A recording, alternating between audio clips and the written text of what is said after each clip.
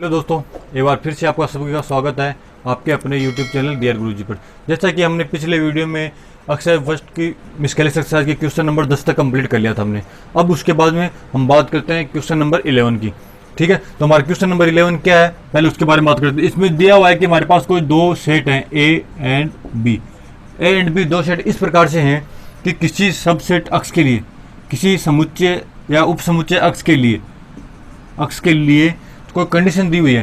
Condition क्या है, A intersection X equal to B intersection X equal to five तथा and एक हमारे पास है A union X equal to B union X. अगर ये है, ये हमें तीन कंडीशन अलग अलग दी हुई है, अगर ये है तो हमें सिद्ध करना है then prove A equal to B. ठीक है, तो हमें ये प्रूव करना है। तो इसको प्रूव कैसे करते हैं, इस क्वेश्चन में हमारे पास प्रूव करने के साथ इसमें संकेत दिए हुए हैं। संकेत का मतलब इस क्वेश्चन को किस प्रकार से हल करना है या कौन सी कंडीशन लेके हल करना है, उसके लिए हमारे पास क्वेश्चन में संकेत दिए हुए हैं। तो हमारा संकेत क्या है, संकेत ए और बी के लिए अलग अलग दिया हुआ है। तो मैं लिख लेता हूँ यहाँ पे संकेत। ठीक है, संकेत दिया हुआ है A equal to A intersection A union X, यही है A intersection A union X. Same ये कि ये बी के लिए दिया हुआ है B equal to B intersection B union X. इस प्रकार से हमारे पास संकेत दिया हुआ है। ठीक है, तो अब इन संकेतों का उपयोग करते हुए इस क्वेश्चन को प्रूव करवाएंगे कि अगर ये कंडीशन अगर सही है, अगर ये कंडीशन हम लेके चलते हैं तो ए इक्वल टू बी आता है या नहीं आता है, ये हमारा सही है या नहीं है इसके लिए। तो ठीक है, सबसे पहले शुरू करते हैं ए के लिए। ए वाली फर्स्ट वाली कंडीशन लेके चलेंगे, A equal to A intersection A union X. ठीक है, ये हो गया। अब हम इसको काम क्या कर रहे हैं, इसको हम पहले ये ए इंटरसेक्शन ए यूनियन एक्स है, तो हम नेक्स्ट कंडीशन में इसको इस प्रकार से लिख सकते हैं क्या, क्योंकि हमें क्या लाना है, ए और बी को इक्वल दिखाना है।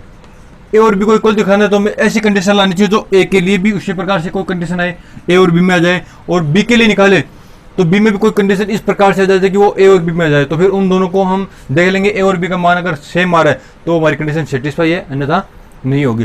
तो इसके लिए हम क्या करें, इसकी जगह में बी यूनियन एक्स लिख सकता हूँ क्या, कहाँ से, क्वेश्चन में दिया हुआ है अगर ए यूनियन एक्स है equal to B union X होगा, तो मैं ए यूनियन एक्स की जगह बी यूनियन एक्स लिख सकता हूँ। ठीक है, अब इसका ओपन करेंगे इसको। मैंने इसको कल क्वेश्चन करवाए थे पिछले वीडियो में, आपको उन्हें बताया था कि जो इनको ओपन करेंगे तो ओपन किस प्रकार से करते हैं, आपने अच्छे समझ में आ गया होगा। तो हम यहाँ पे आज डायरेक्ट ओपन करेंगे इसको, A intersection B union A intersection X. ठीक है, कैसे, इसका इंटरसेक्शन बी के साथ में, तो ए इंटरसेक्शन बी, ये यूनियन बी से था, यूनियन आ गया, फिर ए इंटरसेक्शन एक्स के साथ में हो गया। अब उसके बारे में बात आती है कि ए इंटरसेक्शन ऐसा हो गया, A intersection B union A intersection X को हम 5 लिख सकते हैं क्या, ये रहा A intersection B X equal to 5, question में दिया हुआ है। अब ये हो गया।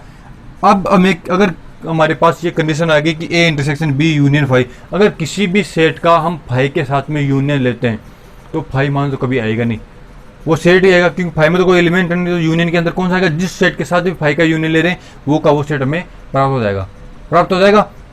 तो हमारे पास ए इंटरसेक्शन बी आएगा। अर्थात अगर यहाँ पे इंटरसेक्शन होता और उसका 5 के साथ में इंटरसेक्शन लेते तो हमेशा 5 ही आता। ठीक है, लेकिन अगर यूनियन है तो यूनियन में 5 कभी नहीं आएगा। अगर 5 के साथ में 5 का यूनियन है तभी 5 आएगा। अगर कोई यहाँ पे सेट है, नॉन एम्प्टी सेट है, उसका 5 के साथ यूनियन लेंगे तो वो नॉन एम्प्टी सेट ही आएगा। तो हमारे पास ए का मान यहाँ पे क्या आया, ए इंटरसेक्शन बी। ठीक है, ये तो हमारी फर्स्ट कंडीशन आ गई, ये यहाँ तक होगी। अब इसको सेकंड कंडीशन को लेके सोल्व करते हैं बी के लिए। तो हम सेकंड कंडीशन लेंगे, B equal to B intersection B union X. ठीक है, वो सेम प्रोसेसर जो हमने ए में किया था। पहले बी को ओपन करके लिखेंगे इसको, तो बी इंटरसेक्शन, इसको चेंज करेंगे, इसको ए वाली कंडीशन के अंतर्गत लेके आएंगे। ए भी आएगा तभी तो होगा ना, क्योंकि ए और बी में दोनों में कंडीशन आएगी है। तो यहाँ पे लिया हमने ए यूनियन एक्स। ठीक है, अब इसको ओपन करेंगे तो B intersection A union B intersection X हो गया। ये बी इंटरसेक्शन एक्स के लिए हमारे पास मान है 5, तो इसी से 5 पुट कर देंगे, तो ये आएगा बी इंटरसेक्शन ए। हम इसको आसानी से कर लेंगे क्योंकि क्वेश्चन जो सेम वाली पीछे वाली प्रोसेस है हम इसमें यूज कर रहे हैं, तो दैट हो जाएगा हमारा 5 के साथ में किसका इंटरसेक्शन लेंगे, तो वो ये ले आएगी बी इंटरसेक्शन ए, ये बी इक्वल टू, अब ये आ गया बी इंटरसेक्शन ए। अब हमारे पास दो सेट दिए हुए हैं, तो दो सेटों में अगर उनका किसी का भी ए इंटरसेक्शन बी या बी इंटरसेक्शन सी या किसी भी दो सेटों में इंटरसेक्शन लेते हैं तो उनमें क्रम का कोई महत्व नहीं होता कि ए इंटरसेक्शन बी और बी इंटरसेक्शन ए दोनों एक ही होते हैं। तो मैं इसको इस प्रकार से भी लिख सकता हूँ क्या, ए इंटरसेक्शन बी, ठीक है, तो बी और ए। अब देखो मान की तुलना करो, ये क्वेश्चन सेकंड दे देते हैं इसको नाम। अब इन दोनों के मान की तुलना करो, A intersection B, A intersection B, A B, दोनों ए और बी के लिए दोनों के लिए सेम मान आ रहे, तो हम इनको बाई फर्स्ट एंड सेकंड के से कह सकते हैं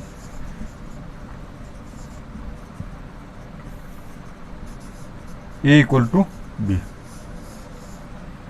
हमें ये प्रूव करना था, ये दो कंडीशन लेके चलनी थी, उसमें हमें संकेत दिए हुए थे, संकेत के द्वारा मैंने ए इक्वल टू बी प्रूव करना था। अगर ये आ रहा है तो हमारा ये थ्योरम सिद्ध होगी, और इसमें दिखाया देन प्रूव, सिद्ध करना है कि ए इक्वल टू बी होता है, तो हमने ये ए इक्वल टू बी करके दिखा दिया। ठीक है, क्वेश्चन नंबर 11 हमने कंप्लीट कर लिया। अब इसके बाद में बात करते हैं क्वेश्चन नंबर 12 की। क्वेश्चन नंबर 12 में हमें दिया है कि ए बी और सी तीन सेट हैं, इन तीन सेटों को मान ज्ञात करने हैं। ये तीन सेट ज्ञात करने के तीन सेट कौन कौन से होंगे, इसके लिए हमें कंडीशन दी हुई है। कंडीशन क्या दी हुई है कि A intersection B, B intersection C तथा ए इंटरसेक्शन सी, ये तीनों अरिक्त समुच्चय हैं। अरिक्त तथा नॉन एम्प्टी सेट है, नॉन एम्प्टी सेट, अरिक्त समुच्चय, नॉन एम्प्टी सेट है, अर्थात इनका जो भी अगर हम इनका इंटरसेक्शन निकालेंगे तो उनमें कोई ना कोई एक एलिमेंट तो जरूर होगा। इस प्रकार का सेट है ये है, तथा इसके लिए एक कंडीशन और दे रखी है कि A intersection B intersection C equal to 5, A intersection B intersection equal to 5, ये कंडीशन भी इसके लिए दे रखी है। तो अब इसको हमें सोल्व करना है। इसको सोल्व करने के लिए हमारे पास ए बी और सी तीन सेट लेने, तो अगर इस प्रकार कंडीशन आए तो हमने कल इस प्रकार के पिछले वीडियो में इस प्रकार क्वेश्चन किए थे, जैसे कि अगर कि ये एग्जाम्पल के थ्रू भी कर सकते हैं, पोजीशन के वो जो कंडीशंस दी होती हैं प्रॉपर्टीज के आधार पर भी इसको सोल्व कर सकते हैं, लेकिन इसका सेट का मान निकालना है तो हम इसको एग्जाम्पल के थ्रू करेंगे, बहुत आसानी से हल हो जाएगा ये। ठीक है, तो इसको करने से पहले सबसे पहले हम सेट लेते हैं ए, एक सेट लिया। सेट इस प्रकार से ले जाएंगे, अगर ए और बी का इंटरसेक्शन निकालने पर कोई ना कोई एलिमेंट दोनों में कॉमन होना चाहिए। तो इसके लिए मैंने ए में ले लिया 1 और 2, कोई दो एलिमेंट ले लिया अपनी तरफ से, आप कोई भी ले सकते हो।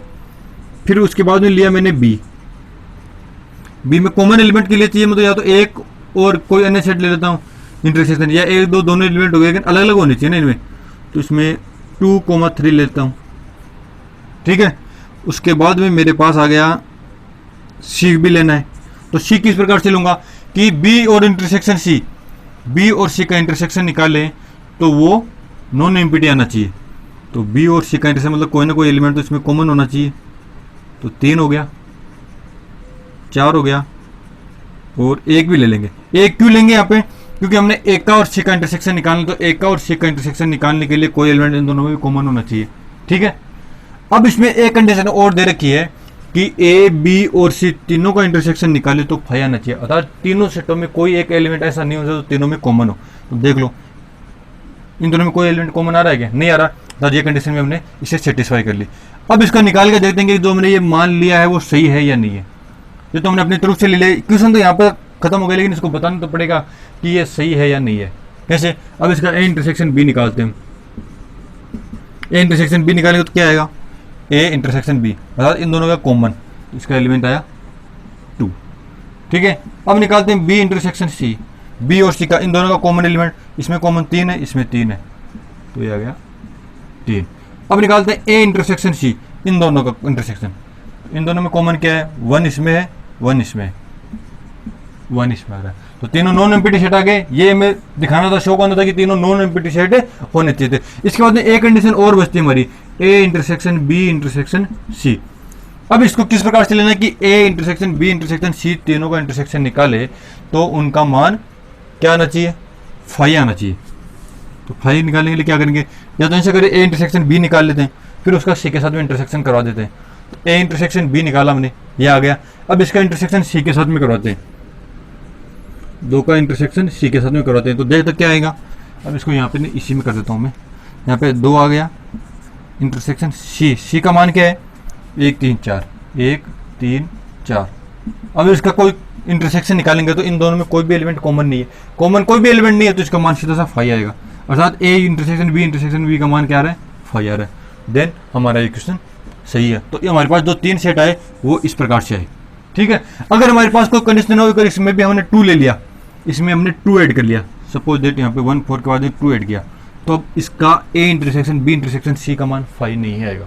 क्यों नहीं आएगा? क्योंकि 2 इसमें भी आ रहा है, 2 इसमें भी आ रहा है, 2 इसमें भी आ रहा है। अगर इन तीनों का इंटरसेक्शन निकालेंगे, तो यहाँ पे हमारे पास 5 नहीं 2 आएगा, जो कि फिर हमारी क्वेश्चन की कंडीशन को सेटिस्फाई नहीं कर रहा। तो क्वेश्चन की कंडीशन को सेटिस्फाई नहीं कर रहा, तो फिर हमारे सेट गलत हो जाएंगे। तो इसी प्रकार सेट आएगा। आप इसके कोई अन्य सेट, अन्य वैल्यू कुछ भी मान सकते हो। जैसे यहाँ पे हमने 1 2 लिया, यहाँ पे 2 4 मान सकते हो, क्योंकि लेकिन इन दोनों में कोई सेट तो कॉमन होना चाहिए, क्योंकि ए इंटरसेक्शन बी का मान नॉन एम्पिटी होना चाहिए, तो कोई ना कोई वैल्यू आनी जरूर चाहिए। इसी प्रकार इन दोनों की वैल्यू तो हम इस प्रकार से चूज करेंगे, और फिर उनको दिखाना पड़ेगा कि ये नॉन एम्पिटी है और इनका मान 5 आ रहा है या नहीं आ रहा।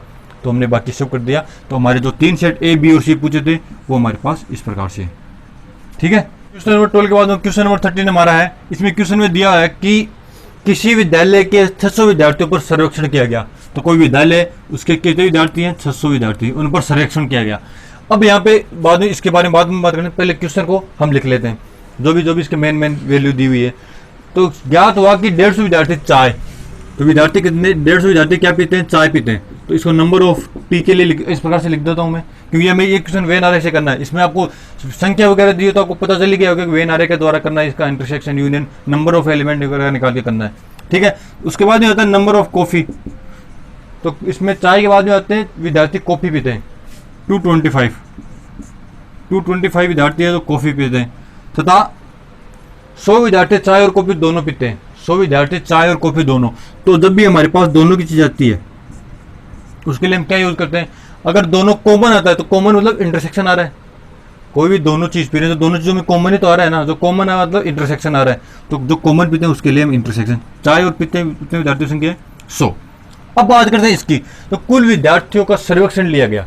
तो सर्वेक्षण मतलब कुल विद्यार्थी है, या किसी ग्रुप की बात कर रहा हो या किसी कमेटी की बात कर रहा हो, तब तो वहां पे हम लेते हैं union, A union B, B union C, इस प्रकार का साइन।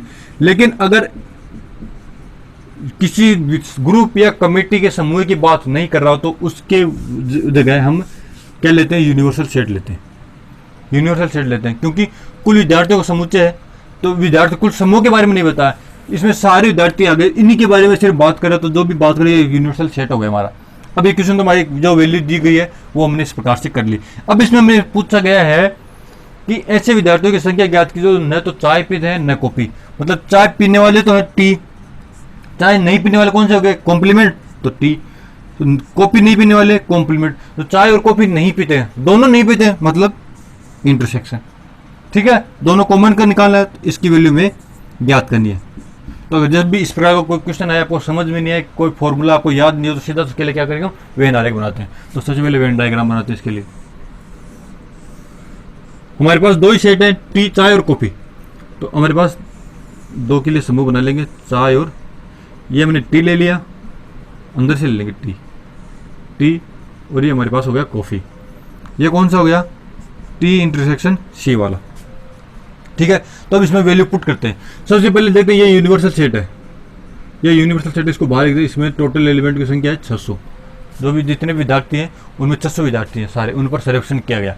अब बात करते हैं, सबसे पहले हम बीच वाले को भरेंगे, जो कॉमन होता है ना उसको भरेंगे, टी इंटरसेक्शन सी। तो टी इंटरसेक्शन सी का मान हमारे पास है 100, वो हमने भर लिया। अब बात करते हैं जो चाय पीते हैं, तो टोटल तो चाय पीने वाले हैं 150, चाय पीने वाले टोटल विद्यार्थी कितने हैं 150, लेकिन 100 तो इसमें आ गए पहले से, क्योंकि ये सेट पूरा चाय वालों का तो है, तो 100 पहले से आ गए, बच्चे कितने 50, तो 50 को इसमें बढ़ दिया। इसको हम इस प्रकार से बोलते हैं टी माइनस कॉफी। इनमें से उन लोगों को छाड़ ले जो कॉफी भी पीते हैं। ठीक है, उसी प्रकार से सेम इसमें इसकी वैल्यू निकालेंगे। इसमें टोटल विद्यार्थी हैं 225 में से 100 चाय भी पीते हैं, तो उन चाय वालों को निकालेंगे, तो इसको सी माइनस टी लिख सकते हैं ना, वैल्यू आएगी 125। ठीक है, अब आ गए, अब इसमें ऐसे विद्यार्थियों की संख्या ज्ञात करनी है जो न तो चाय पीते हैं और न ही कॉफी पीते हैं।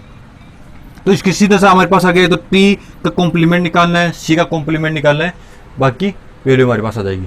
ठीक है, अगर इसको इस प्रकार से नहीं निकाले तो इसका एक इस प्रकार से टी यूनियन सी का कॉम्प्लीमेंट, अर्थात टी और सी का यूनियन निकाले फिर उसका कॉम्प्लीमेंट निकाले तो जो वैल्यू आएगी वो हमारे पास आ जाएगी। डिवाइड कर लिया। अब बात करते हैं टी यूनियन सी की। तो हम सबसे पहले इसका टी यूनियन सी निकालेंगे, अर्थात चाय और कॉफी पीने वाले व्यक्तियों का समूह है। तो उसमें किस प्रकार से निकालेंगे टी यूनियन सी? कौन सा? तो चाय भी पीते हैं कॉफी भी पीते हैं, तो चाय और कॉफी दोनों पीते हैं, उनका भी समूह है क्योंकि ये भी चाय और कॉफी वाले आ रहे हैं। तो सबसे पहले हम टी यूनियन सी निकालते हैं, टी यूनियन सी। इसमें number of element of T union C. फिर जो इसका एलिमेंट आएंगे उनको कॉम्प्लीमेंट निकालेंगे, उनका कॉम्प्लीमेंट किस प्रकार से निकालेंगे वो बाद में बात करते हैं। तो सबसे पहले बात करते हैं चाय वालों की। सिर्फ चाय पीते हैं 50 लोग, सिर्फ कॉफी पीते हैं 125 लोग, ठीक है। प्लस 100 लोग चाय और कॉफी दोनों पीते हैं, तो चाय और कॉफी वाले दोनों वाले भी इसमें ऐड होंगे, तो इनको ऐड करेंगे 100 को। तो टोटल वैल्यू हमारे पास क्या आ गई? जो वैल्यू आएगी वो क्या आ गई? इनको ऐड करेंगे तो ये 175 275, तो ये 275 आ गया हमारा, ठीक है। 275 हमारा ये मान आ गया। अब हमने निकाल लिया टी यूनियन सी निकाला। अब टी यूनियन सी का कॉम्प्लीमेंट निकालेंगे, number of T union C का कॉम्प्लीमेंट। तो किस प्रकार से निकालेंगे? जो टोटल वैल्यू है उसमें से यूनियन वाली वैल्यू घटा देंगे। कॉम्प्लीमेंट ये होता है कि जो हमारे पास यूनियन वाली वैल्यू जो वैल्यू है उसको टोटल में से घटा देंगे। तो टोटल वैल्यू हमारे पास कितनी है? 600 माइनस 275 को घटा देंगे, 275 को घटा देंगे क्योंकि इसमें जो चाय और कॉफी पीने वाले हैं तो उनमें से चाय और कॉफी पीने वालों की संख्या में पूर्व में से घटा देंगे, तो जो नहीं पीने वाले उनकी संख्या आ जाएगी। तो जब इसको ऐड किया तो हमारे पास इसका मान है 325, ठीक है। तो ये हमारा आ गया number of T union C का कॉम्प्लीमेंट, या इसको इस प्रकार से लिखते हैं number of T intersection C का कॉम्प्लीमेंट 325, दोनों तरह से आ गया समझे। जब भी हमारे पास इस प्रकार का कोई नंबर ऑफ एलिमेंट वाला क्वेश्चन आए, हम उसको सबसे पहले अगर डायरेक्ट आपको फॉर्मूला जो मैंने पहले यूज किया था अगर वो पता है उसका उपयोग आ रहा है तो उसका हम उपयोग करेंगे। अगर वो नहीं आ रहा तो हम इसका वेन डायग्राम बनाएंगे। वेन डायग्राम से कितना भी कठिन से कठिन सवाल हो वो आसानी से हल हो जाएगा, ठीक है। तो हम इस प्रकार से वेन डायग्राम बना के क्वेश्चन को हल करेंगे। अगर फॉर्मूला याद नहीं है तो उसके लिए भी हम वेन डायग्राम बनाएंगे। और वेन डायग्राम को मैंने आपको अच्छे से पिछले एक्सरसाइज में करवाया था, समझा दिया था किस प्रकार इसका उपयोग करते हैं, किस प्रकार इसमें संख्याओं को लिखते हैं, किस प्रकार से इसका मान निकालते हैं, वो सभी मैंने बताया हुआ है। तो आपको करने में ज़्यादा कठिनाई नहीं होगी, ठीक है। तो इस प्रकार क्वेश्चन नंबर 13 पे हमारा कंप्लीट हो गया। अब